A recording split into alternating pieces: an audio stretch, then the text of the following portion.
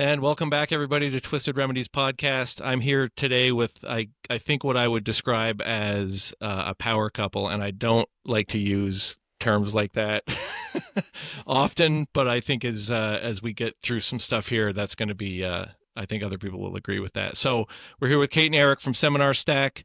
We're going to get into what Seminar Stack is later, but in a nutshell, it's uh, bringing jujitsu and wellness resources to first responders, and I am probably under delivering on that, but I'm going to leave it to them to explain it later. Kate is the CEO and founder of Seminar Stack. She is the vice president of Sozoaid, program director for Adopt a Cop. They both train jujitsu. Kate also lifts heavy things and puts them down frequently, from what I understand. Eric is a Pennsylvania State Trooper, trauma survivor, and like I said, also trains jujitsu. So that was a lot of stuff. Thank you guys for being on the show. Yeah. Thanks for having us. That's a lot of pressure now. Yeah. Yeah, I like to build it up at the beginning so that we just know where to go, but up from there. So anytime I have somebody on who trains, I like to get into kind of how you got into jiu-jitsu, and I know that's going to tie into some other stuff we're going to get into later, but Kate, I don't know if you want to go first, but like how you got into jiu-jitsu, where you train, how long you've been training, that kind of stuff. If there's other martial arts before that, people like to hear that too. You guys aren't of the right vintage, but a lot of my guests are like, oh yeah, I watched the martial arts movies from the 80s and the Karate Kid, but I fully expect your answer will be different than that. Yeah, our martial arts journey is very different than that. Pretty new to the space in general. The closest thing I have to any kind of martial art was when I bartended at a sports bar. We would play the UFC cards prior to our experience, but I've always wanted to try it. I've always been interested in the martial arts space. It was just something that I never got to experience. And then Eric had an accident, and through researching things to do as part of recovery, which we'll talk about later, but I was looking around in the area and trying to find him something that would coordinate with, law enforcement, his recovery, his symptoms, and martial arts. At least the jiu-jitsu program that we had found seemed like it was pretty scalable. So we reached out to a local gym. I found them through a program that's called Adopt a Cop BJJ. And what they are is a nonprofit that pays for active duty law enforcement to train in jiu-jitsu up to their blue belt. So our local gym was part of that program. And through that, I was like, well, these guys are obviously going to be law enforcement friendly.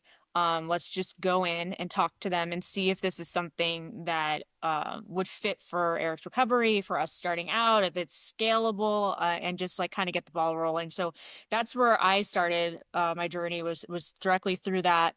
That was 5 years ago. No, three years ago. Your accent was 5 years ago. 3 years ago ish is when we kind of stepped into that world. But that was very much the first of any kind of martial art at all for me.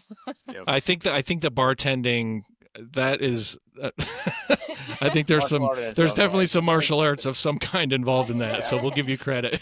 Yeah. What about you, Eric? And then for me, so like I wrestled through grade school, like kindergarten through 11th grade. And so I had mat time, and it was always interesting to me, or I was always interested in it, but it could never afford it, never had the time to do it.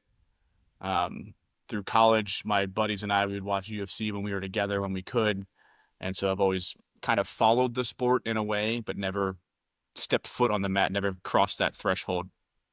And then, like she said, through the recovery, her and I both really got into UFC, and that's our sport that we follow now is mixed martial arts. And that's what we watch every Saturday or Sunday or whenever it's on. Like, we're not football fans. We don't watch baseball. Like, it's martial arts for us. Yep. And so as we started watching it more and more, through my recovery, she was like, I've always kind of wanted to try that, to like bring up that conversation. I was like, really? It's like, well, I've always wanted to, get into martial arts, and outside of just the wrestling. And then it was the same process for her, because we started at the exact same time together. So I know, like, background for me is I had that wrestling. So like I have that experience, that little bit of experience, but there's always that adjustment transferring from wrestling to jujitsu.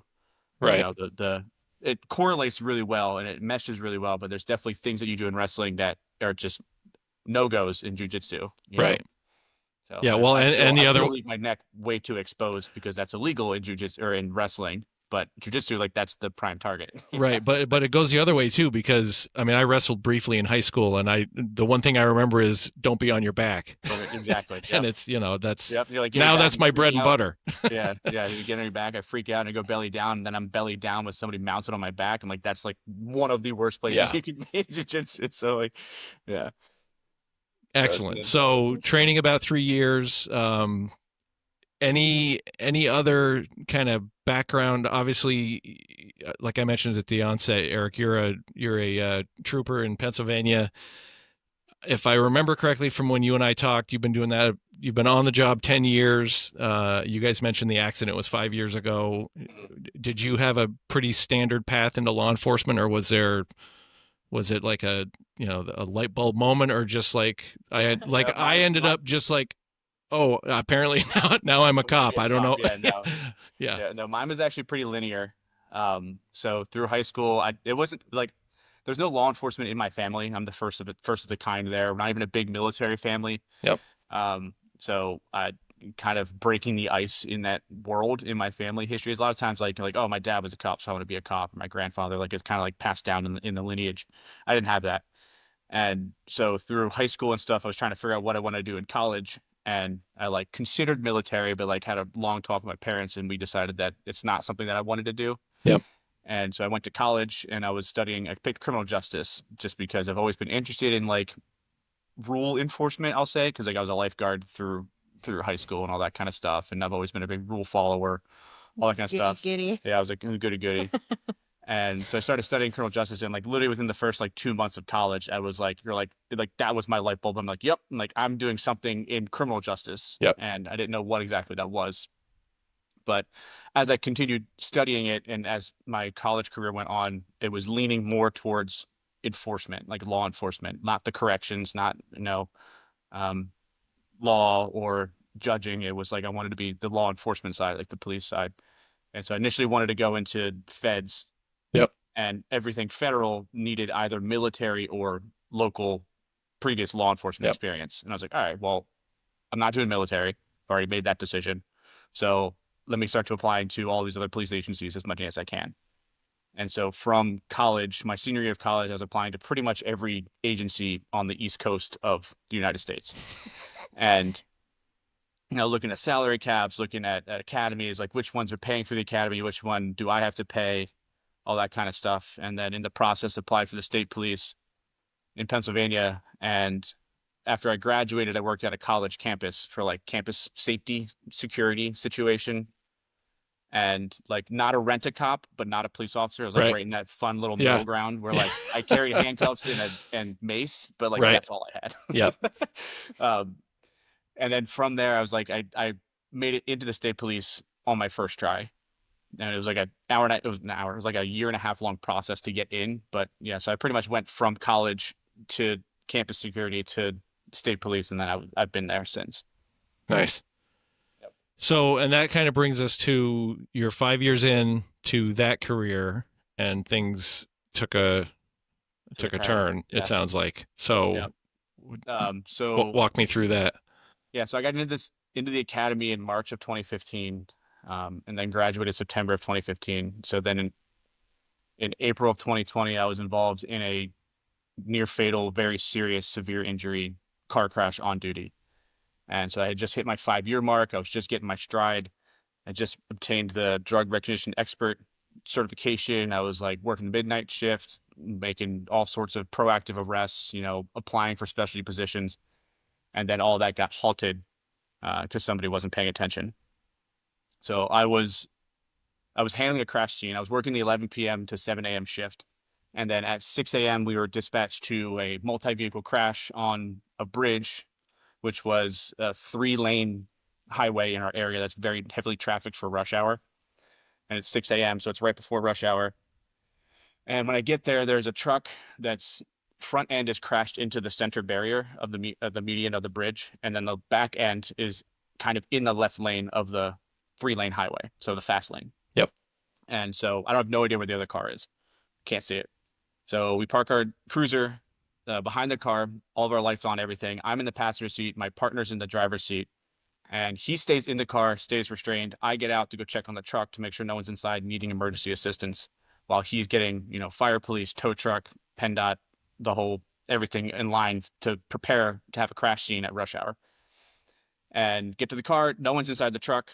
I walk back to my police car, close the door, look at my partner, and I was like, hey, I'm going to go get flares. And then, boom, get hit from behind at 70 miles an hour.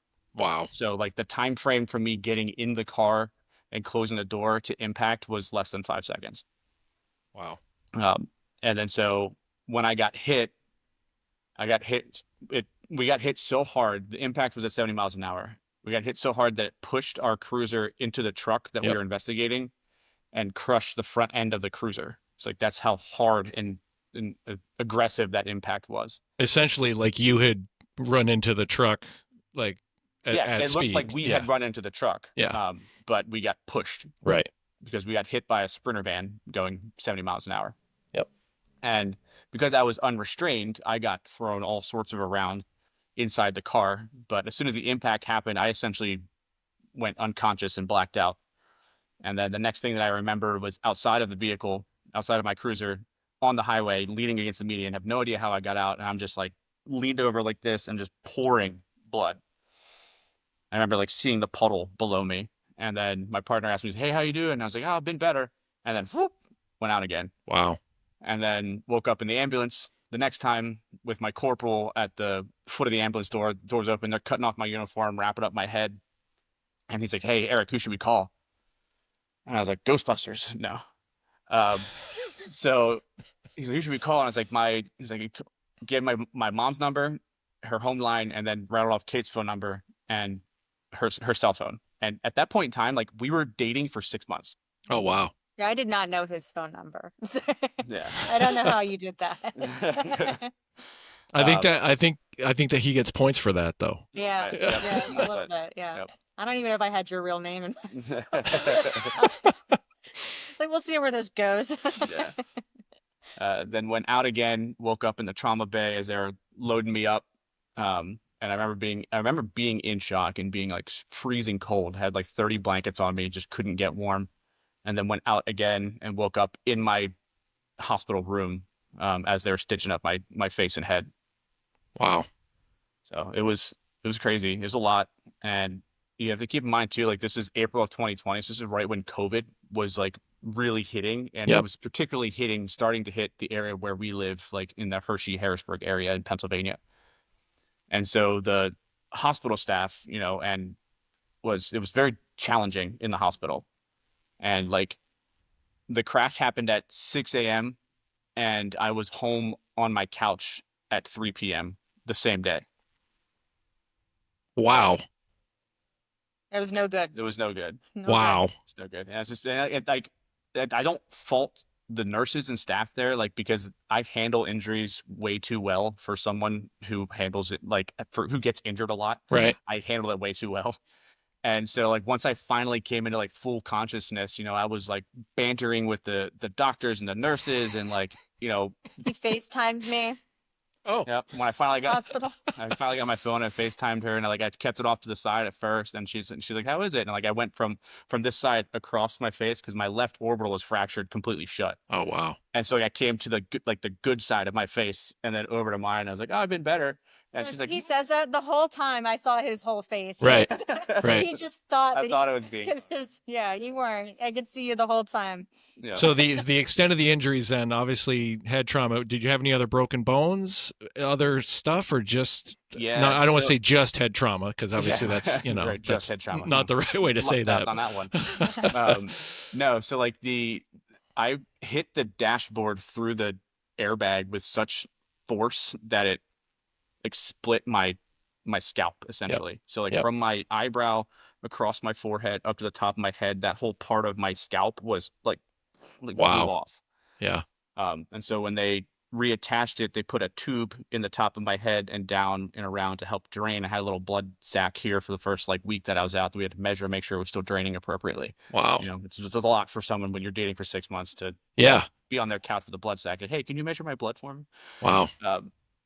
My left orbital was completely fractured, and swollen 100% shut. Your eyelid Uh, could come off. my eyelid like basically almost came off that they had to like sew it and reattach it. And like that was That's some of the weirdest that was stitch. gross. That was some of the weirdest stitching experience that I've ever had.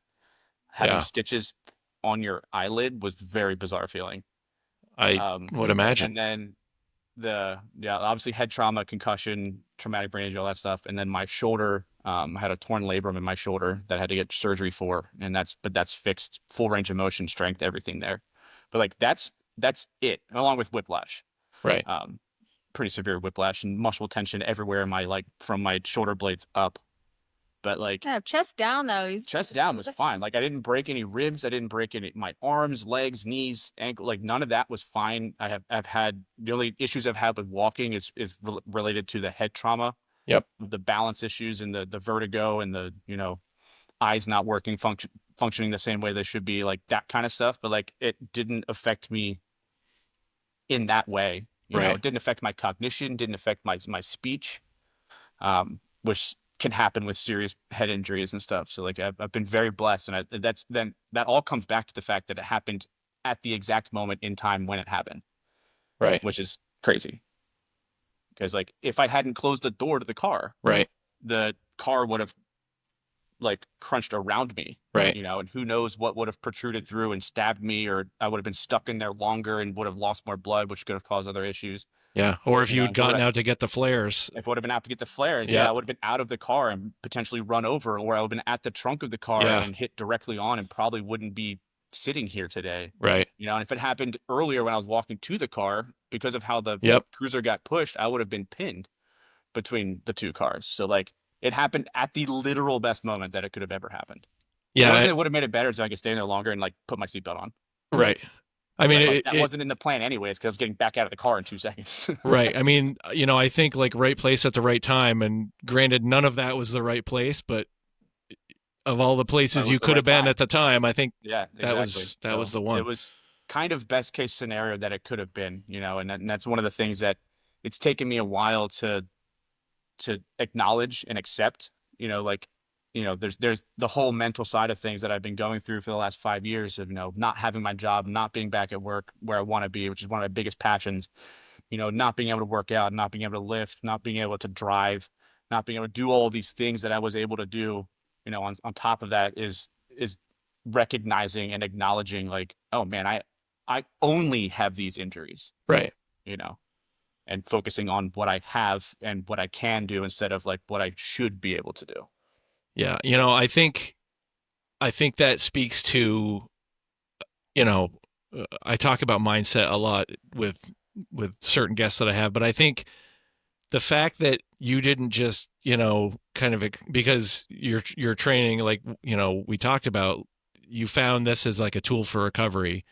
And some people would have that circumstance of the injuries and all the aftermath of that and just be like, well, I guess, this is it. I gotta do something else. And you're hanging in there, and you're, from what you have told me, in, that first phone call we had, you're not, it doesn't sound like you're one to just kind of sit back and rest on like, well, I guess this is what I'm handed. So I think Mhm. that speaks a lot to mindset. Yeah. Yeah. It wasn't always that way though.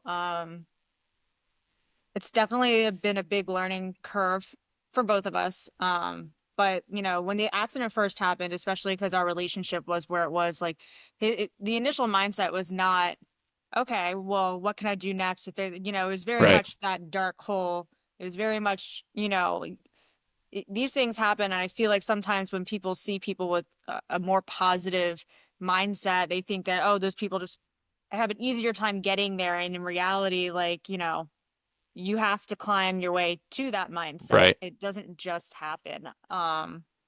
So I think that's important that, Eric gets recognition for being able to climb out Definitely. of that hole the way that he has. And I'm proud of him for it. That's part of the reason why I'm still here and why our relationship is the way that it is. Because if he was somebody who was just going to sit back, like, I'm not just going to sit back with you. But I'm more than happy to stand here and help you grow back to where you want to be. Yeah. So it speaks volume to his character. Yeah. I mean, it was the first 6 months I was probably like I was fully down and out. Like I could hardly stand up to get to the kitchen. Right. And I feel like she gave me the good graces in that time to be like, all right, he's really messed up. I'm gonna let him, not gonna give him a hard I time. break up with someone with brain damage. You know Right. what I mean? Like for me personally, it would have ruined my brand. I just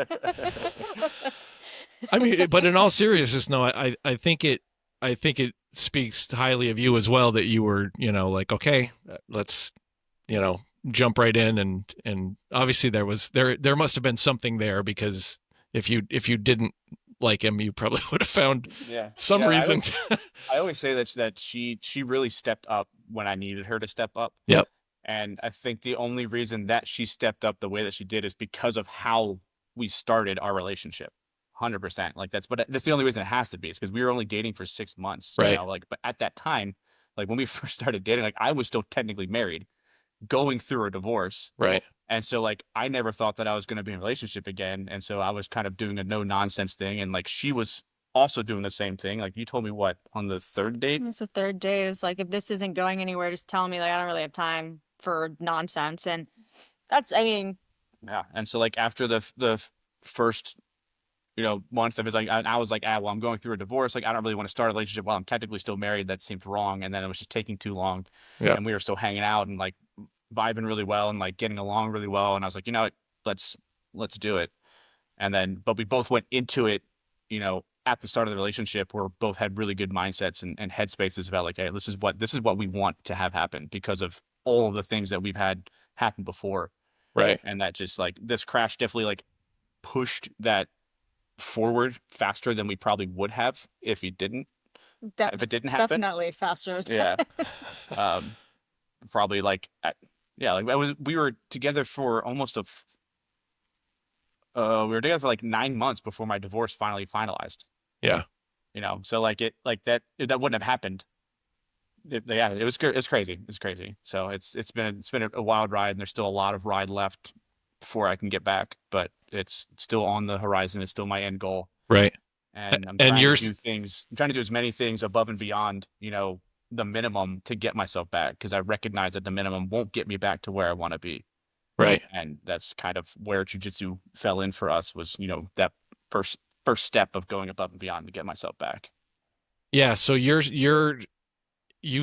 working your way back. What does that look like today? Like where are you at with all of the kind of aftermath you described with the injuries and the TBI and everything? Like what does today look like for you?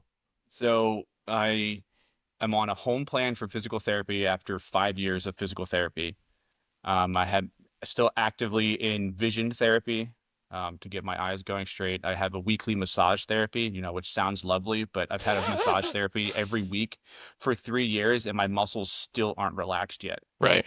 That's how severe the whiplash is, and Wow. it's all good and well. I do get a weekly massage; it is nice, but like that's because it's Right. so much tension. Right. And then outside of that, I have my own. Counseling, I have counseling. Botox. Yeah, I get Botox injections every quarter, essentially, to help with the headaches. Um, I have, I get, I've gone to a brain health clinic last year, March, where I was gone for a full month and saw every single person that you can imagine you would need to see. But like a normal day to day, like I, I always have a headache, 24/7. I've had a headache every single hour of every single day since April 24th of 2020, Wow. and it never goes away. Like in the scale of injury of like 0 to 10, how do you feel? Like it's always a minimum of 4. That's as low as I can get it, and that's with my Botox injections. That's with a device called a Cephaly device, which is basically like a tense unit for your forehead Yep. that I take, and that's with another medication that I take every night to combat these headaches. And so like, and then another one that I take as needed, for flare ups. And so like, without all of that, like I can only imagine how miserable I would be on a day-to-day basis. But it's taken me 5 years to get to a point where my headaches are maintaining at a 4 out of 10 baseline, elevating from there. Because like for the first 2 years, it was like an 8. Wow. And then year 3, it maybe dropped down to 7. And year 4, maybe it dropped down to 6. And like now we've kind of found a good treatment path that's brought it down to a 4. So like everything's going the right way, but it's Takes time. still not there. Right. Yeah. Like in law enforcement, like having a headache sucks. Yeah. with all of the other things that you have to deal with. And then if you have that headache all the time, like that's not a good headspace to be in for a career that demands that, Right. And then with me, like with my eyes not working properly, I'm in vision therapy for 2 years because I can't focus. There's a delay from far focus to near focus, which is exactly what you need when you're driving. Right. You drive 6 to 8 hours a shift in police work. That also, like, if I have to draw my gun, Right. that's near to far focus constantly with a deadly weapon in my hand. Like, these are all things that I need to get fixed before I can go back. And people are like, "Oh, you look great. You can change your jiu-jitsu. You can work." It's like, no, like it's not the same. Yeah. It's more complicated than that. Yeah. I like that you talked about, I mean, obviously there's a huge physical impact with all of this, but you also mentioned counseling, right? And I mean, the basis of the show is taking care of that mental health piece, right? And so I like hearing that you aren't just like, well, I got to get my body going and fix all of that, and everything else is fine. And I mean, that's a traumatic event that you were involved in. So I'm glad that there's a counseling piece in there as well. That's good to hear. Yeah. I can't stress it enough. I mean, like, I've always been pretty, I feel like I've always had a good mental space with law enforcement even before the crash. And like obviously this was like trauma and like and brought up so much more. Right. But like uh I was pretty good before then about handling and dealing with my trauma, not just compartmentalizing it and like, letting my emotions You're a pretty express. Like, emotional person. yeah. And like I was also really good at like separating what I feel like a lot of officers struggle doing is separating work from home from hobbies. Like they can never kind of turn that cop brain off. Yep. And then so they're constantly in that high stress thing, and like they're not recognizing how much that's doing to their brain and their own mental health. And they're like, I don't like I'm not happy. I'm never happy because I'm the police officer. It's like, no, you can be happy. You just have to find something that can allow you to turn that off for an hour or two a day. And yeah, that's huge. And like I was really good at that before. Like I actually stopped this probably shouldn't say this, but like I when I'm not working, I generally don't carry my gun because I found that when I was carrying my gun, I was always a police officer. Right. You're I could hyper never vigilant. enjoy anything that I did because I had my gun on my hip. I'm like, okay, if something happens, like everything that I evaluated every single place that I went as a police officer. Yeah. So that was just my personal choice. And like I get flack for it all the time at work, but I'm like, dude, like I had to do that for my own mental sanity so that I could enjoy being with my girlfriend or my wife or my family or, out in public in general. And like Right. there's times that I will carry, obviously, but like I don't do it 24/7 because like I just need to offload it. Yeah. So you talked about looking, part of recovery is looking for stuff to occupy you, to help you get well, to help you stay healthy. And then Kate, you go looking for something and not stumble into, but you find jiu-jitsu as a resource. Tell me about that. I mean, I didn't think that I was going to like it as much as I do. And it really has turned into like not just a way for Eric's recovery, it really helps me in my recovery, my mental state physically. It's empowering, especially as like a short woman. I'm a 5'3", like just being able to feel more comfortable like going out. It's empowering, like I said. It's a different thing. And I think being able to take those kinds of achievements and share them then also with my partner in life and in recovery and all of the other aspects of my life. Like jiu-jitsu touches every part of your life. And that might sound kitschy, but it does. Like there's so much that goes into jiu-jitsu. You're so vulnerable. It's so physical, it's so mental. It hits all of these huge areas that, some people don't get to pay attention to all those areas all at one time. Right. So, and I think that's why it's so liberating and why so many people are able to connect with it and why the community is so strong and why the people that do it are so fantastic. Like we're all putting ourselves out there and everybody knows that struggle. And we joke all the time. It's like a little bit of trauma bonding, right? You're Right. never more vulnerable in a controlled space to have this kind of trauma bonding. and not to make light of trauma bonding in itself, but it's kind of its own thing. So it's been really great to be able to do together and to do separately. Like I'll go to women's classes without Eric, and that helps me in a different way than being able to just train with him. Right. So. And Eric, when you train, obviously, well, not obviously, I guess that's why I'm asking, do you have to approach things differently? Like how does kind of where you're at in recovery, how does that work with your How does it training? affect and impact the jiu-jitsu training Yeah. in the world? Yeah. It's very limited for me. And Okay. it's I skip a lot of things. You know, we had when we first started that intro meeting that we had, the large majority of the conversation was about like, hey, like I have these following symptoms and these injuries that we feel like are going to be around for a while. Like, is this something that's reasonable? And he's like, yeah, absolutely. And like everywhere that we go and train, you know, like I always skip the forward and backward rolls. Yeah.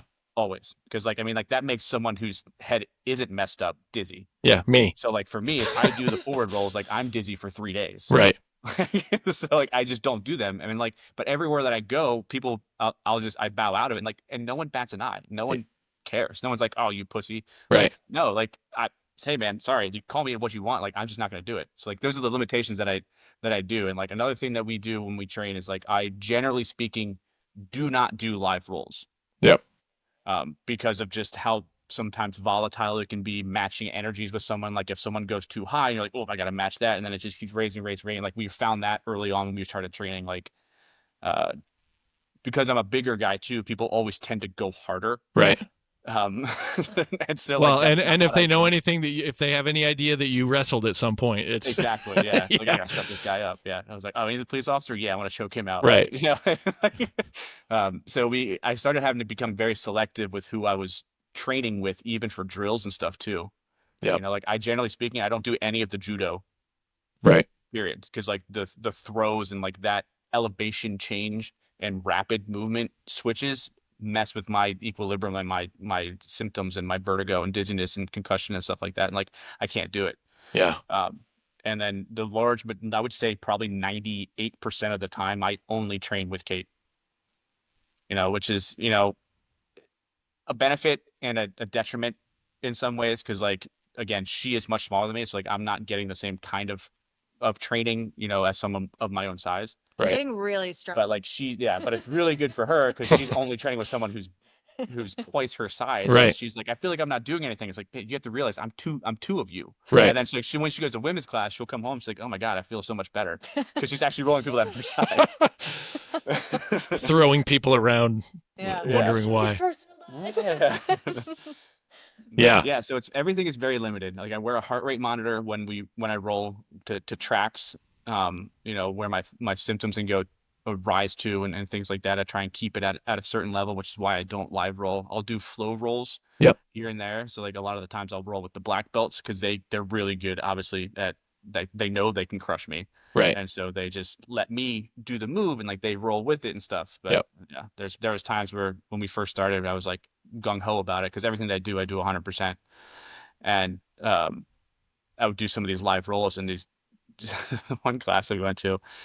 The guy picked me to be the uke, and because I was around his size, and he was doing a sweep, and so like Jackessen, yes, he grabbed he was doing a sweep where I was like basically pulling guard, and you like grab the ankles, you like push them back, and as they go back, you scoot around to the side. Well, like he didn't like do it gently with me. He like grabbed me and like chucked me, and like I wasn't ready for it, so I just went back, and like everyone, the two instructors, like no, you can't do that with him. Like, no. And so like then I very quickly learned like, okay, I probably shouldn't be the uke just in case. Right. Yeah. Like so not without some discussion ahead of time. Like, exactly, what are you going to Eric do also exactly? Has a very hard time telling people that he's broken. Yeah. So we'll go to class and we're like, did you tell the instructor that you can't do this? And so it makes he's like, oh, I didn't say anything. I was like, just go tell him. Yeah. So he struggles with that a little bit even now. Yeah.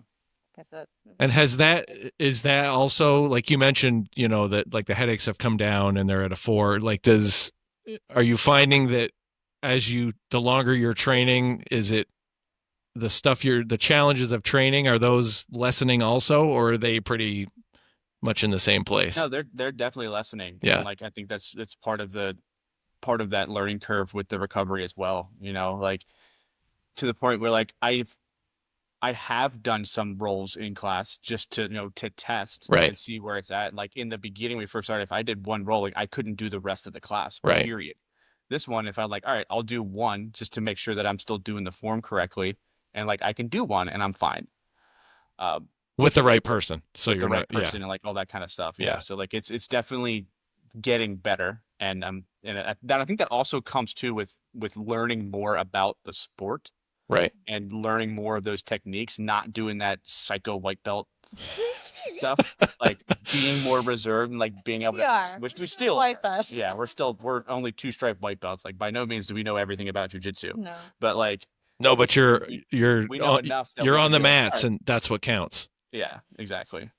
But yeah, it is lessening, I think, and I think it's part of that learning curve, and it's a big thing for me to journal that and see like, all right, I went to class on Thursday and Friday it impacted me more. So what did I do in class on Thursday that is giving me this prolonged symptom, and then how did that correlate into me returning to work? Right. And like that's kind of what this whole process has been about of us using jujitsu is about. We did knee on belly stuff last Thursday, which is like the quintessential great cop position to be in Right. is knee on belly. So we were doing knee on belly and like and escape from knee on belly. And we did that for pretty much the entire class. And Friday I was like, it's messed up. And I was trying to figure out what was that aspect of that move that was, that caused it, which is also cool too, because it helps us have to reevaluate everything that we're learning too. Right. But Yeah, it's making you kind of like break down you're breaking down the techniques, not in the traditional like I got to figure out why this technique works, but why do I feel worse or why do I feel better? That's yeah, interesting. yep. So then, I read off, Kate, all your stuff at the beginning, and you're not one to obviously sit around and do nothing either based on all of that.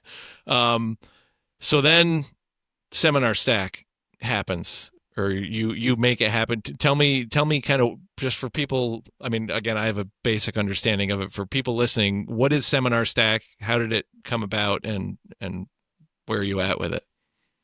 I'll let you tell it. I told her earlier today. All right, it's fine. Um, so in the process of this learning curve of me trying to get back and like do these kind of things, like one of the processes that we were trying to work is thinking of me like when I go back, I'm obviously not going to go back right into full uniform behind Right. the wheel of the car arresting people. Like that's just not. I've also been off for too long. There's too many administrative things that I have to do before I can even do that. Right. And so like, all right, well, if we think ahead and be like, all right, I have to get back, that'll probably mean that I'll have to do um, computer work and desk work and all that kind of stuff. And one of the things that I struggle with is screen time. And that kind of work it impacts my eyes and my eye focus and then causes the headaches and dizziness. And so like what can we do to help, you know, facilitate that's that we can do like on our own time, manage on our own, but also do something that we want to do to hit that passion that I'm missing from work. And that's kind of where Seminar Stack spawned.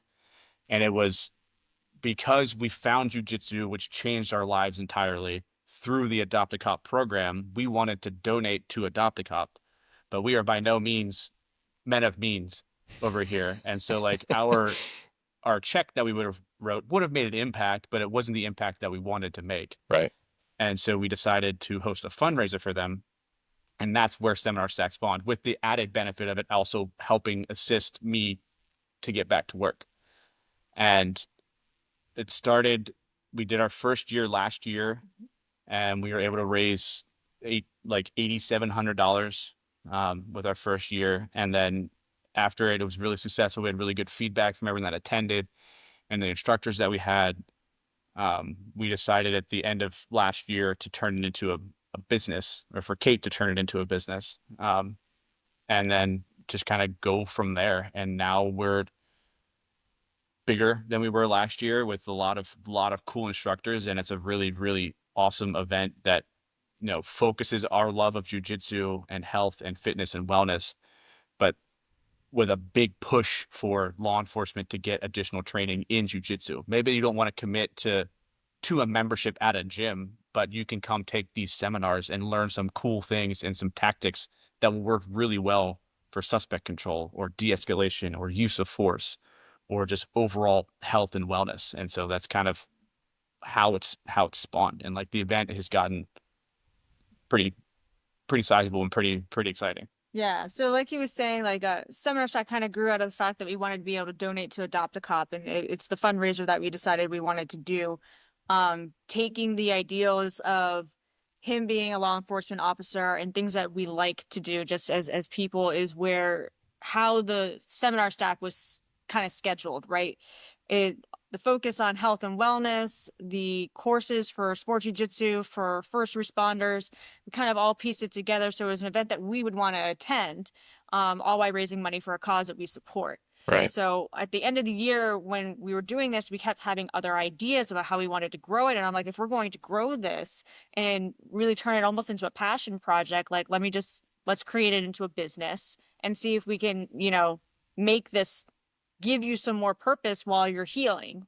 So he could do things like assist me on the computer or, come up with an idea or educate himself on additional trainings that are beneficial for all first responders and civilians. Because as a civilian myself, like some of these trainings, you don't really realize the lack of funding or trainings and things that first responders have. And as a civilian, those other trainings are beneficial to you just as people and just Right. growing to better yourself. So the more we're immersing ourselves into this world, the more and more we're finding that there's all these resources everywhere.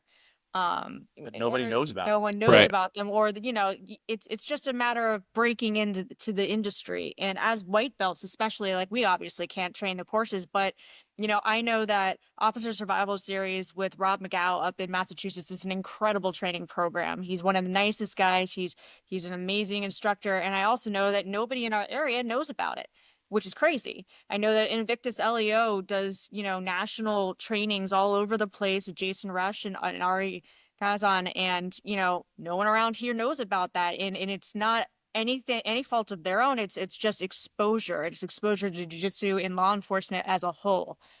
And that's really growing, I think, in the law enforcement space because it's growing just in general. Right. There are so many people that train jiu-jitsu that didn't used to 5 years ago even. But that also means that civilians all know how to do jiu-jitsu. So if you're in law enforcement and you don't, even if you don't like it, you should learn how to combat it to a degree. So like all of these things put together, let's do a business. Let's grow this a little bit, grow the idea, and that's kind of why we started it as a company. And then, as Eric was saying, it's grown substantially even from last year. We went from one gymnasium at a local college. This year, we're taking over 3 floors of a casino. We have 3 speakers. We have 6 ticketed seminars. We have 7 free wellness series seminars open to the public that you can come and take without paying a dime. We have a jiu-jitsu tournament that's all ages with cash brackets, with first responder only brackets running the entire day. We're starting the morning with the Ruck event with a sandbag team event benefiting another nonprofit called the Weedify Foundation.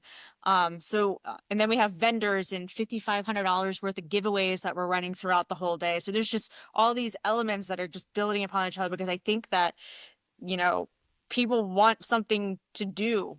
And that's helping the community. It's helping yourself as a person grow. It's helping our law enforcement, our first responders. And we've found passion in that purpose. And that's kind of how it's been stacking up. See what you did there. See it there. Wow. Yeah. I mean, that that's wild to me that this whole thing that has grown into this. I mean, I follow you guys on socials and stuff, and I see it seems like every 5 minutes or so, hey, we got this person and we got this, and there's cool stuff coming and the seminar coming up. But it's so interesting that all of that kind of started with like Eric's quest to how do I get back to work? Yeah, literally. And like I think that's what people, tend to forget who aren't with us all the time. Right. They just see like, oh, it's the social media aspect, like the glimpses of life. That's not the whole life. Right. And yeah, all of this stemmed literally from me getting hit by a car.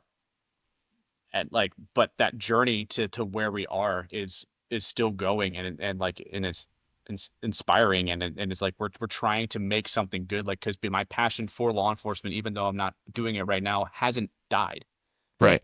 hasn't gone away at all, and I still want to get back. My end goal is I will get back to work, in whatever capacity I can handle, but like I will get back. I can't do it right now, so let's do something that can still benefit my fellow law enforcement officers. And Yeah, what's you're so getting it back. Like all of this is good. Yeah, no, yeah, For your exactly. growth. Yeah. well, So and what's it's awesome about it is in you trying to achieve that, you guys have started Seminar Stack, which is now bringing all of these skills and all of these resources to people, well, like you said, civilians and first responders. And I think that is like, again, when I said power couple at the beginning, I was half joking, but that's a huge thing to be able to say, we did this for this reason, but now it's like the deliverables on that are just untold, I think. And I think that's awesome. It's funny because I didn't say this at the beginning, but Rob Magow's episode is the one you guys contacted me after that. Yep. And we kind of started down this road of getting you guys on the show. And I remember the phone call we had with the three of us. I hung up the call and I was like, this is probably the first. I just feel like it is such an alignment of like what I'm trying to do and what you guys are doing it on a far different level than I'm just sitting here with a microphone talking to people. But like it is such an aligned goal of getting cops to train, getting resources for, wellness, health, mental health, all of that stuff to the people that need it the most. And I think that's why I'm excited you guys are here. Yeah. Yeah. Yeah. We want to become, an information and knowledge sharing resource for people, Right. and if that means them reaching out to us and not coming to the event, cool. We'll give you every information and hook you up with whoever we can. Or if it's like, kind of our whole mentality around the event is we're keeping our seminars priced at $50 for a 2-hour seminar. Reason being, the way that Adopt a Cop operates is that they reimburse officers $50 for their training. And if that officer's training at an affiliate gym, the affiliate gym charges that officer $50 a month. So they charge Right. 50, they pay 50, and then Adopt a Cop reimburses them 50 to train them for free. So by us keeping our seminars at $50 for 2 hours, every seminar that you register for, you are paying for one officer to train for 1 month. And like that correlation is really cool. We want to keep that going, while also when they come and they take that seminar, here's all of these other resources for training, either in your area or somewhere that you can travel to, or something you haven't heard of before. And like, we want to keep growing that network, so that way, if someone's from Alabama, it's like, hey, do you know somebody here? Like, yep, here you go, right there. And like, that's what we're striving to do, is we want to get that information out. Like, we don't need to be the teachers, but we want to facilitate the teachers to come together, to help spread the word and spread that knowledge. Yeah. I don't think I know the answer to this, but Kate, you're currently the program director for Adopt a Cop, right? So were you with them before, or did that happen after this kind of relationship with them? No, what's funny is we started Seminar Stack in November, and they reached out to us 2 weeks later and asked if we could help be part of Adopt a Cop. So I was like, this might be a mistake. I just opened a business, but like, I'll see what I can do. So it's very part-time, helping them grow and do some admin work and help with fundraising. So no, I wasn't. It was very short time after that they asked us to be involved in it, when we had already started Seminar Stack. Yep. So you keep busy then, for sure. Yeah. Probably a mistake, but here we are. Well, everything happens for a reason, I think. What is where does Seminar Stack go from here? Because obviously you mentioned you started in like a small gymnasium. Now you're in a casino. And all of this is kind of located where you guys are in Pennsylvania right now. Yeah, so we're not tied to this location at all. We're very grateful for the spaces that we have, but year after year, if there's a demand and we're able to fund it, Yep. We see continuing to grow. We've had talks about next year adding on weightlifting competition. We were talking about doing an MMA fight to end the entire evening. So you can just buy tickets to the MMA fight, or you can get a discounted ticket if you are part of Seminar Stack. Adding those are two elements that we absolutely want to add on. But there's even been talks of being multi-day in the future.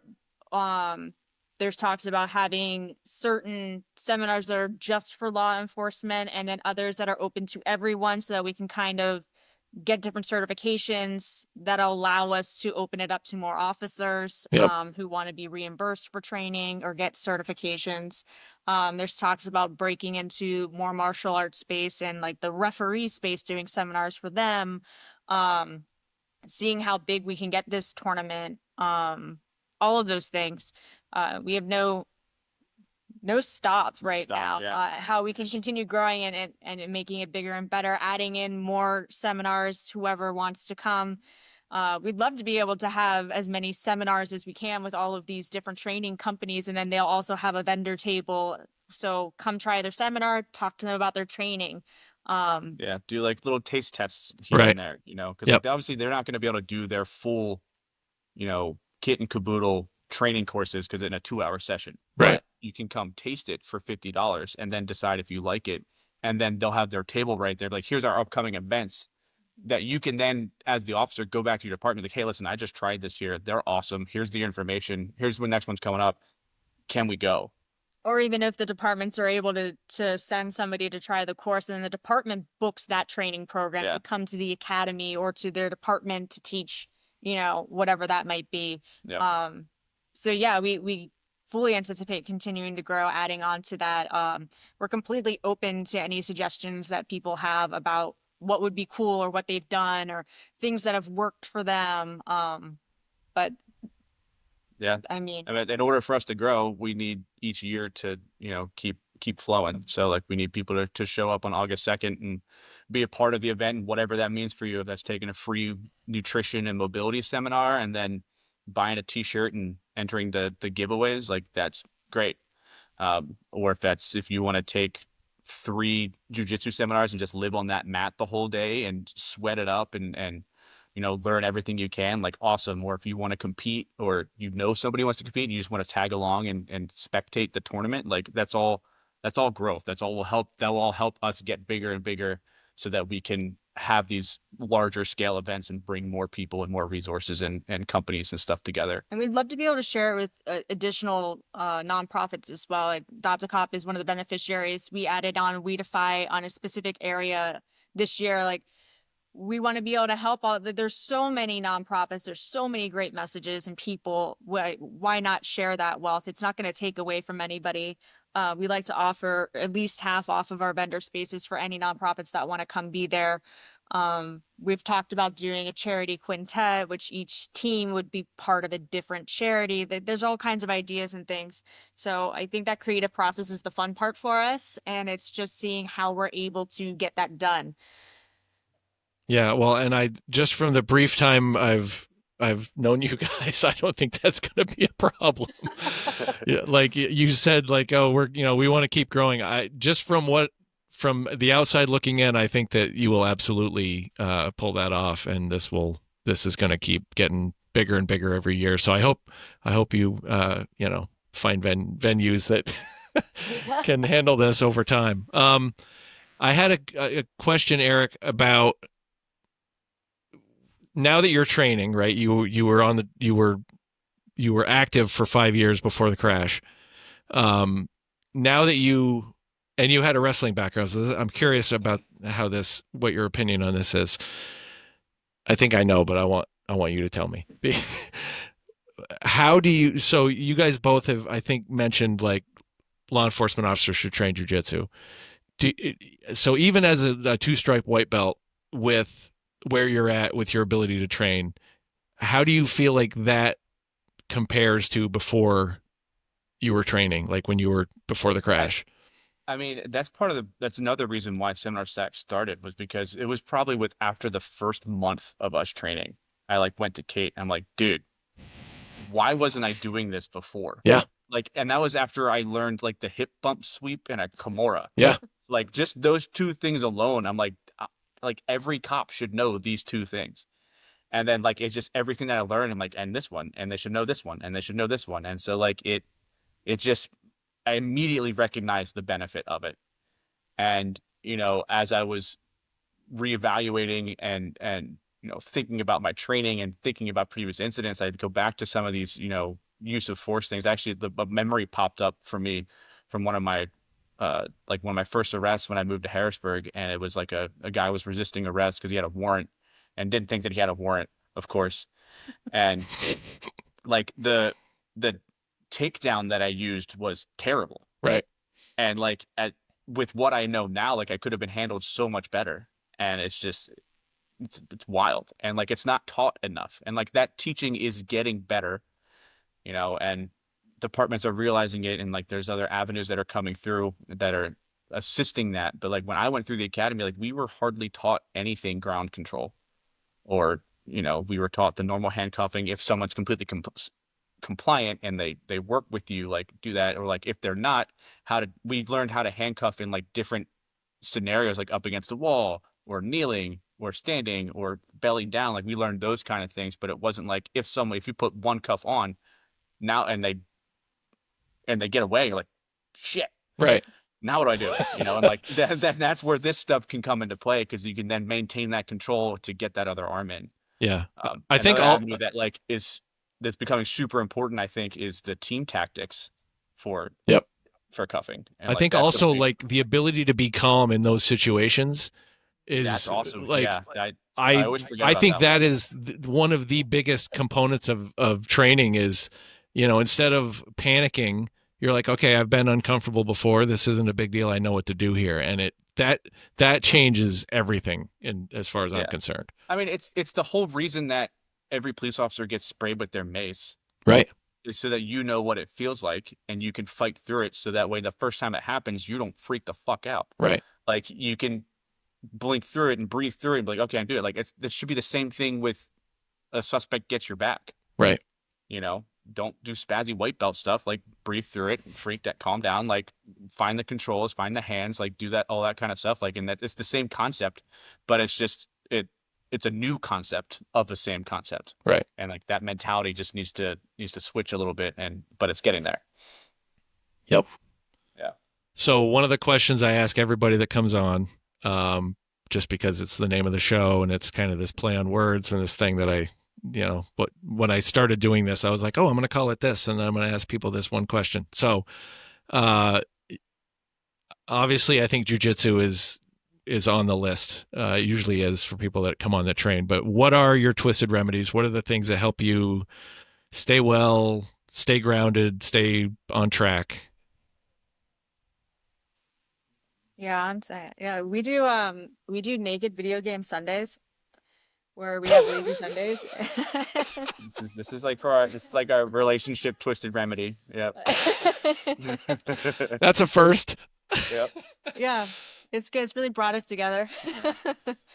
But it's a way to unwind and be close to each other and do something nerdy that we love that isn't always just physical. Naked video game Sundays. It's a good time. Yep. I mean, and that goes to like I don't even. It's rare that I'm speechless on the show, but I don't even know what to say to that. That's great. I thought you were kidding at first, and then you're like, no, we really do this. Yeah, it's very true. It's a real thing. Like, a lot of our friends know about it. They always text us like, hey, can we hang out on Sunday? We're like, not to this one. Nope. I don't know. Like, hey, are you wearing pants? We're like, hold on. Yeah, so that's a good one. That's very real. That we do that. Yeah. That is amazing. Pretty much every Final Fantasy game together on our Sundays. Yeah. Wow. No one else and has said that. That one, like I have a lot of repeat stuff where people are like I bike and I hike and I, lift weight. Nope, no one has said naked video game Sunday. So, Well, strap in because now that it's out yeah, there, yeah. everyone's gonna Everyone's be gonna start doing doing it. Oh, this is definitely going to make the clips at the end. Yeah. Yeah. Yeah. And then Any so, other but ones? I mean, that's yeah, just another one one day that a week. yeah. One that I do a lot outside of jujitsu is the sauna. Yep. Disc golf. So yeah, I guess disc golf too, but like the sauna for me is remedy time. Like that's we have a steam sauna in our basement, like one of those cheaper ones you sit in from like Amazon and whatever. And like, but I'll also go to proper like heat saunas and stuff. But like, I love sitting in the sauna, getting the heat. It gets the sweat going. It gets the heart rate up without doing any sort of impact. And then I'll either listen to a podcast or like some mindset coaching, or I'll just zen out to music, or I'll just sit there and reflect on my own self. And like, that's where a lot of my own personal mental growth has happened is in that sauna, sitting with myself in my own sweat by myself, being like, all right, how am I feeling? What's going on? Like really getting back in touch with your body and then back in touch with your head. It's like, that's been a really good remedy for me, is that one. Awesome. That's a good one. Any others for you, Kate? Or you just doubling Too down busy to on? have too many remedies. Awesome. My other jobs keep me brain. I honestly like spending time with her. You can't see him right now. There's one of our dogs is over here. I think he popped into this shot and hang out with the dogs. Honestly, working on things like seminar stack is a remedy for me. It's a passion project, so it doesn't feel like work. So I'm Yep. always just clicking away at something or Making messaging somebody, making content and doing making things. content. And it's kind of a cop out, but it is. I mean, honestly, I don't know how you were going to top Naked Video Game Sunday anyway. I threw out, do you have other ones? Because I felt like I should, but I don't know that anybody is. Yeah. I may have to stop asking that question because I don't think any other answers are going It can't be are going topped. End of the year recap. Who had the best Twisted Remedy? Right. Right. Yeah. I'm going to remember that answer. So you guys have talked about the seminar coming up in August. What's the time frame for that? How do people get in touch with you? How do people sign up?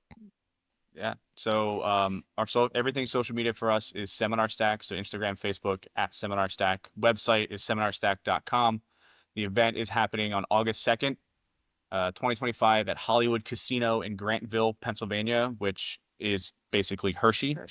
So everything for registration is done through our website on Seminar Stack. There's a section at the top that says events. You click events, and then there's the ruck, the tournament, vendor row, and seminars in there. So click it, add it to your schedule or add it to your cart, and then check out. It's all right there, done on one website.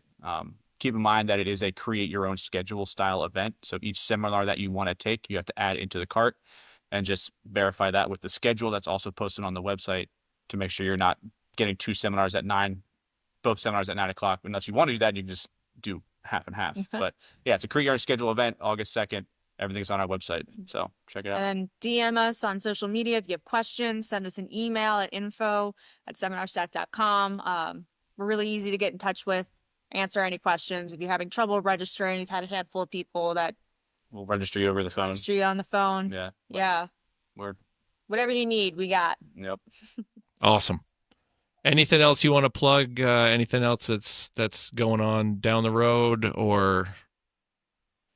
This is the big one. This is where our energy I mean, is right now. it's not like this isn't a lot for you to do. That's for sure. Other things will pop up. Other fundraisers for Adopt a Cop, I'm sure, will pop up. Yep. But right now, if you're not familiar with our two nonprofits, Adopt a Cop BJJ, like I said earlier, they pay for active duty law enforcement to do jiu-jitsu training. So if you can't make the event, but you want to support the nonprofit, you can go onto adoptacop.org and donate right to them. Adoptacopbjj.org. Also, the We Defy Foundation, which is very similar to Adopt a Cop in that they help training for combat veterans instead of law enforcement. Great organization. Same thing. If you want to donate to them or support them, hop onto their website. You can donate directly.